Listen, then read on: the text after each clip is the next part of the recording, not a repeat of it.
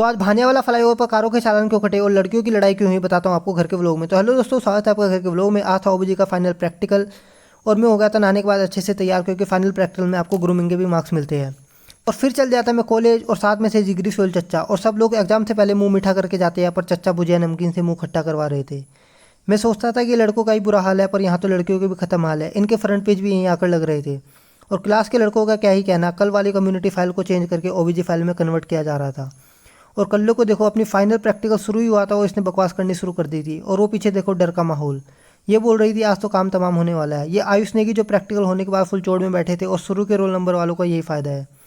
और ये देखो प्रैक्टिकल देकर आने वालों की बात को कितने ध्यान से सुना जा रहा था। काश इतने ध्यान से क्लास में भी सुन लेते तो कुछ भला हो जाता। और हमारे सोहेल चच्चा भी कतई नमूना आदमी है, कसम से इसने खो दी थी अपनी प्रैक्टिकल की रिटर्न कॉपी और बेशरम हंस रहा था। और काफ़ी देर ढूंढने के बाद इसके पास जो भी रिक्वायरमेंट थी उसी के लेकर ये चल दिया था बड़बड़ाते हुए प्रैक्टिकल देने।